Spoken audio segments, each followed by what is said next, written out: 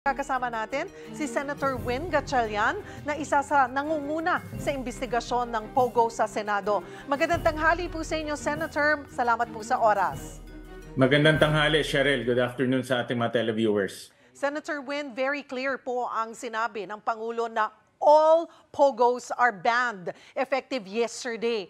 Handa naman daw sumunod po ang PAGCOR pero marami raw maaapektuhan, kabilang nga po itong 27,000 Filipino workers. Ano po ang intervention kaya yung maaaring gawin ng ating pamahalaan para nga sa mga maaapektuhan nating kababayan?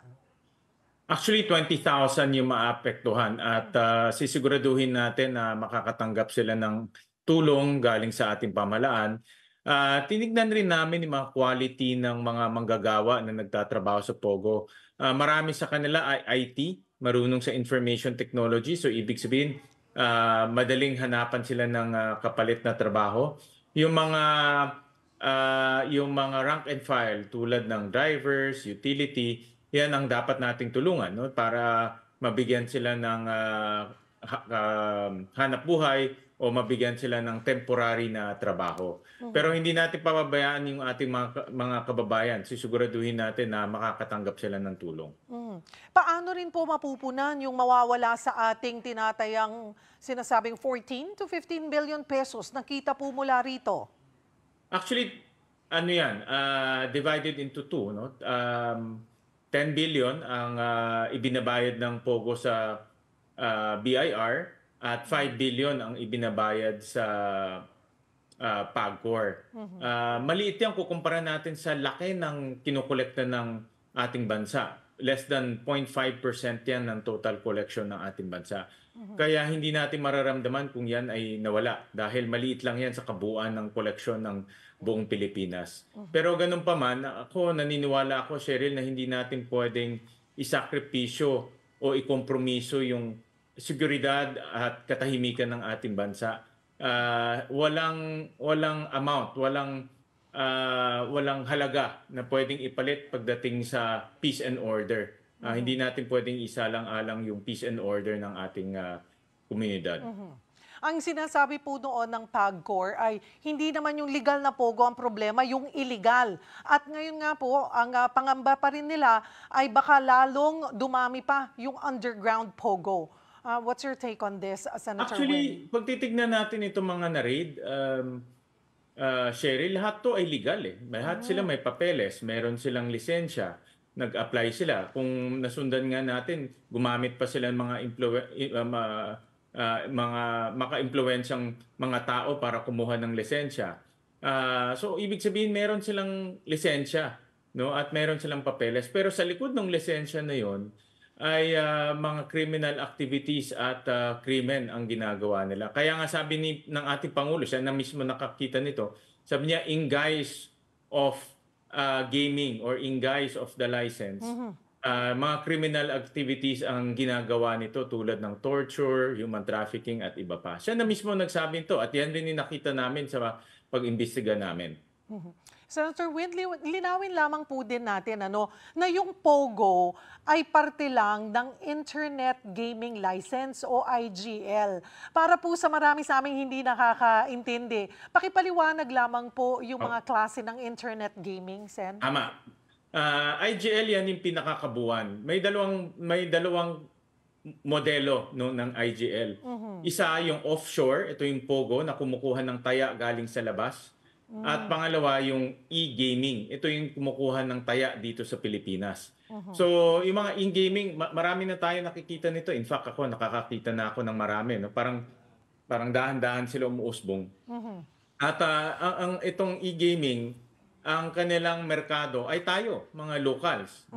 Ang POGO, ang merkado naman nila ay mainly China. No? So yung ang ibinan ng ating Pangulo ay yung POGO dahil Philippine Offshore Gaming Operations. Kaya yun yung klaro na ibinan. Ayon po kay House Committee on Ways and Means Chairperson at Albay Representative Joey Salceda, dapat daw makahanap ng paraan na huwag maapektuhan ang buong IGL sa gagawing ban.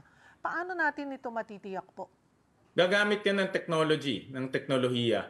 So, yung POGO kasi kumukuha ng taya sa labas, at yung lisensya nila ay pinapayagan silang kumuha ng taya sa labas. Yan ay hindi napapayagan ngayon. Ngayon, alam ko rin meron na na-issue ng mga lisensya doon sa mga e-gaming, ang tawag nila. Ito yung mga kumukuha ng taya dito. Yan ay, ako personally, minomonitor ko Yes. yung sitwasyon niyan at minomonitor ko kung meron bang masamang impluensya sa ating mga kababayan. Kung matatandaan natin, Cheryl, yung e-sabong. Yes, just like that. E-sabong kasi e-gaming yan eh. Ang Yes. e-gaming kasi maraming klaseng gaming. May e-sabong, may e-bingo, may e-poker, may e-blackjack. Marami yan eh. So, yung e-gaming, ang minomonitor namin ngayon, aminado ako na bago-bago ito, no? At minomonitor namin kung mayroon bang masamang impluensya yan sa ating mga kababayan. So, pwede rin po kung may nakita kayong ganito nga po na pang-aabuso or naaabuso na or naiimpluwensyahan na tayo kasi they're very aggressive. Napakalakas nila sa marketing. Talaga pong, at sabi nyo nga, tayo ang target. Eh, hirap na nga ang marami sa Pilipino, tas tatargetin pa ng ganitong kaliwat ka ng e-gaming. Don't you think na dapat din ay talagang mas matutukan po ito at ma-monitor, Senator? Correct. So, ulitin ko yung POGO, no? Yung Philippine Offshore Gaming Operations, banned na yan. Hindi na sila pwedeng mag-operate sa atin. So, yung mga kasalukuyang lisensya ay kakanselahin na yan at bibigyan sila ng panahon para umalis ng ating bansa. Yeah. Hindi na rin pwedeng mag-issue ng bagong lisensya ang PAGCOR pagdating sa POGO. Yung e-gaming yan ay bago-bago, no? At tama ka, ako ngayon ko lang nakikita yung pag-usbong nito at personally minomonitor ko ito kasi ayaw kong mangyari sa atin yung nangyari sa e-sabong eh. Na ultimo mga bata, pati yung pinakawalang pera, yung pang tumataya na mas malaki. No? So marami tayong narinig ng mga hindi magagandang kwento tungkol sa e-sabong. Ayaw ko rin mangyari yan. At minomonitor namin itong operasyon na ito. And it's good to know na kahit bago pa maging malala katulad ng isabong ay tinitignan nyo na po yan at binabantayan nyo dyan sa Senado. Samantala, Senator Win, sa kabila po ng ban, una nyo nang sinabi na tuloy yung investigasyon nyo sa POGO. Ano pa po ang mga aasahan ng publiko dito? Cheryl, hindi sapat yung raid at may dinideport tayo. Importante may makulong. Importante may yes. nahatulan. Oho. Kahapon, kanina umaga nabasa ko na ang DOJ ay merong hearing kahapon at hindi rin sumipot si Go Huaping aka Alice Go. So, ang ibig sabihin nito, itong mga taong to ay umiiwas sa batas natin at umiiwas sa yung paghahatol sa kanilang mga ginawa. So, kaya kami tuloy-tuloy yung aming pagdinig hanggat merong makulong at merong managot dito sa mga ginawa. Senator Win, bukod po sa POGO ban, isa pa sa itinuturing na highlights po ng SONA yung matapang na pahayag kaugnay sa West Philippine Sea ng Pangulo. Ano po ang naging reaksyon nyo when you heard this?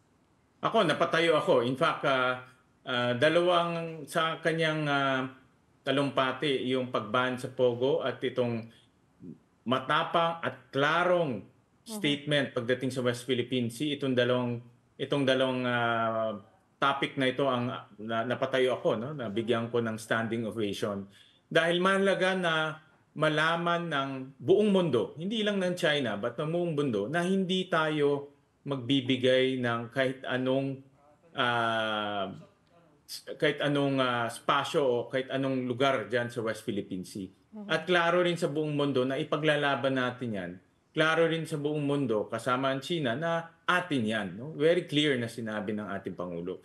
At very clear rin na tayo ay gagamit ng tinatawag nating rules-based order. Na hindi porket malaking bansa ay pwedeng mang-api sa mga maliliit na bansa. Malaki man o maliit, dapat sumunod sa rules-based. Dahil yan ang tamang paraan. Pero alam ko na ang ating pamahalaan ay bukas rin sa pag-uusap, bukas rin sa dialogo at bukas rin sa diplomasya at yan rin ay sinusuportahan ko. Importante alam ng buong mundo kung ano ang ating paninindigan pero dapat bukas rin tayo sa dialogo dahil para makahanap tayo ng solusyon sa ganung paraan. Natalakay din po ang reforma sa edukasyon sa pamamagitan ng digitalization. Kontento po ba kayo rito, Sen? Ako ay una-una yung pagtalaga kay Secretary Angara, napakalaking bagay yan. Para sa akin yan ay umpisa sa malawak na reforma na gagawin sa Department of Education. Naumpisan na ito ni Vice President Sara at alam ko dahil nga sa karanasan ni Secretary, naumpisan niya ni Vice President Sara at alam ko dahil sa karanasan ni Secretary Angara, yan ay maipagpapatuloy at higitan pa. Member ng Education Commission si Secretary Angara at marami siyang solusyon sa mga problema natin sa edukasyon. At ako naniniwala na tuloy-tuloy na yan yung pag-improve natin sa ating education system. Senator Win, ano pa yung mga tumatak sa inyo mula sa SONA ng Pangulo kahapon at ano yung sana'y nadinig nyo na hindi nasabi ng Pangulo? Alam mo, Cheryl, ang SONA kasi ay lahat tayo may gusto tayong marinig. Ano? At talagang napakahirap na sabihin ng Pangulo lahat ng issues ng bansa at napakahirap rin na ipaliwanag niya yung mga solusyon dahil nga typically ang SONA is 1 hour and a half lang. At talagang pinipili dito yung pinakamahalaga. Pero para sa akin, ang pinakamahalaga sa akin na discuss niya, no? Personally, yung napag-usapan. Una, yung pag-ban sa Pogo. Pangalawa, yung pagtututok sa sistema ng edukasyon natin. Pangatlo, at binuksan ito ng ating Pangulo, yung problema natin sa inflation, no? Sa pagtaas ng presyo. Pinag-usapan niya ito ng mahaba, no? Pagkain at kuryente in particular. At mahalaga yan na dapat aminin natin na hirap ang ating mga kababayan sa ganitong pagtaas ng presyo at gumagawa tayo ng solusyon para matulungan sila. Nakaka-2 taon pa lamang naman po ang Marcos administration, but how will you assess yung kanilang pamumuno at ano yung maibibigay niyong score sa kanyang ikatlong SONA? Ako kahapon, base sa narinig ko, bibigyan ko ng 9 out of 10. Actually, tumaas yun, no? Kumpara sa unang mga grades ko. 9 out of 10 dahil yung Pogo ay, again, no? Napakalaking bagay yung Pogo eh. Dahil may domino effect to, Cheryl. Dahil sa Pogo, sumama yung imahe natin. Kahit anong ligaw natin sa mga mamumuhunan sa ating bansa, hindi pupunta yan dito kung nakikita nila may torture at human trafficking. At dahil wala na yung Pogo, naniniwala ako na yung mga investors ay papasok na sa atin. Ang kailangan na lang natin makita, at ako naniniwala naman ako mangyayari ito, ay yung pag-ayos sa sistema ng edukasyon natin. Yan siguro yung last 1 point na ibibigay ko para maging perfect grade. Pero sa pagtatalaga ni Senator Angara, naniniwala ako na mangyayari yung pagsasaayos ng sistema ng edukasyon natin. Marami pong salamat sa inyong oras, Senator Win Gatchalian. Magandang tanghali.